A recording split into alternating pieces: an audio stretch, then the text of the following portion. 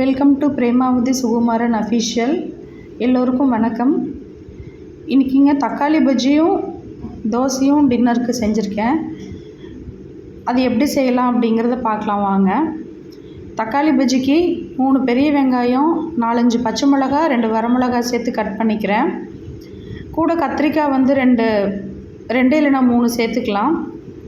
தக்காளி கத்திரிக்காய் பஜ்ஜி புளிப்பு இல்லாமல் இருக்கிறதுக்காக 2-3 கத்திரிக்காய் சேர்த்து செய்வோம் இல்லைங்களா, அது மாதிரி 2-3 கத்திரிக்காய் சேர்த்துக்கிறேன். கத்திரிக்காய் போட்டுட்டு வெங்காயமெல்லாம் நல்லா கொஞ்சம் பொடிசாக நறுக்கிக்கணும்.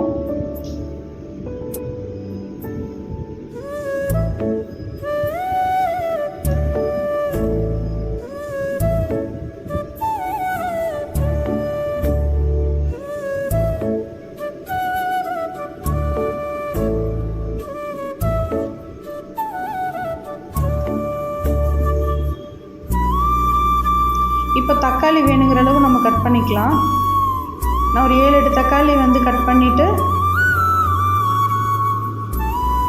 குக்கரில் வந்து தேவையான அளவு எண்ணெய் ஊற்றிட்டு கடுகு போட்டுட்டு, இது ரொம்ப தெரிக்குதுங்கிறது தட்டு வச்சு மூடிட்டேன். கடுகு, வெங்காயம், பச்சை மிளகாய், கத்திரிக்காய், கருவேப்பிலை இதெல்லாம் போட்டு நல்லா வதக்கிட்டுருக்கேன். இப்போ தக்காளி சேர்த்துட்டேன்.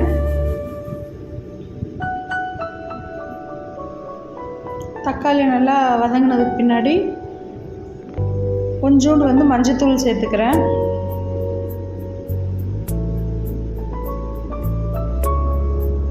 இப்போ தேவையான அளவு உப்பு சேர்த்துக்கிறேன்.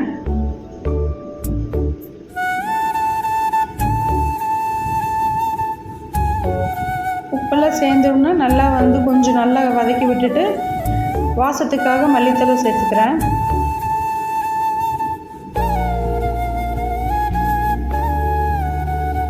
கொஞ்சமாக தண்ணி சேர்த்துக்கலாம்.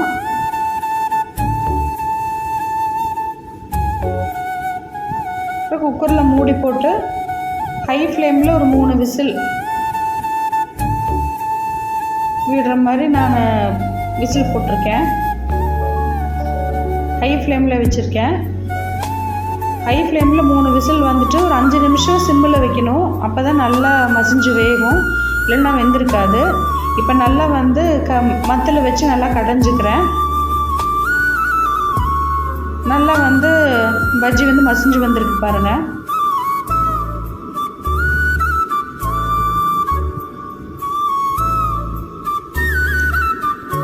இப்போ தோசைகள் நல்லா ஹீட்டாக இருக்க அடுப்பில் வச்சுருக்கேன்.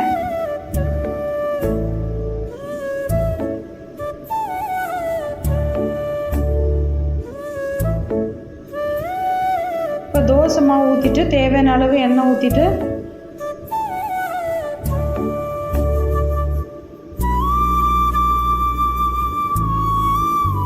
கூட வெங்காயம், கேரட் அந்த மாதிரியும் சேர்த்து மிக்ஸ் பண்ணி ஊற்றலாம்.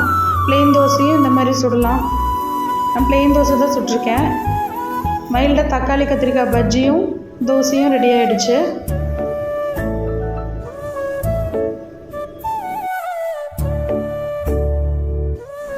நான் ஒரு புல்லட் ஜார் டிமார்ட்டில் வாங்கினேங்க.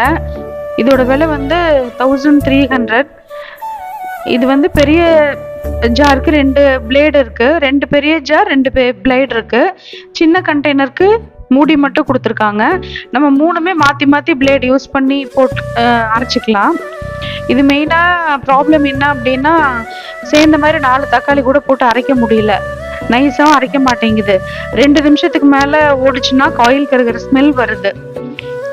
அதனால எதுவுமே ப்ராக்டிக்கலாக யூஸ் பண்ணுறப்ப தான் நமக்கு அதோட ரொம்ப டிஸ்அட்வான்டேஜாக இருக்குது. நான் பழையபடி பிரீத்தி ஜோடிக்கு தான் நான் யூஸ் பண்ணிகிட்ருக்கேன். இது இப்போதைக்கு யூஸே ஆகலை எனக்கு. ஏன்டா வாங்கணுன்னு தான் இருக்குது. இந்த மாதிரி புல்லட் ஜாரில் நீ ஹை வாட்ஸாக வாங்கினா நல்லா இருக்குமோ என்னமோ தெரியல. வாட்ஸ் மேபி இது 200 வாட்ஸுங்காட்டி கம்மியான நமக்கு அரைச்சிதறதா என்ன ப்ராப்ளம் எனக்கு தெரியல. ஸோ எதுவாக இருந்தாலும் இந்த மாதிரி எல்லாம் கொஞ்சம் வாங்கும்போது கொஞ்சம் யோசிச்சு தான் வாங்கணும். அதுக்கு தான் இந்த பிக்சர் இன்க்ளூட் பண்ணியிருக்கேங்க. எதுவாக இருந்தாலும் கமெண்ட் பண்ணுங்கள். நன்றி, வணக்கம்.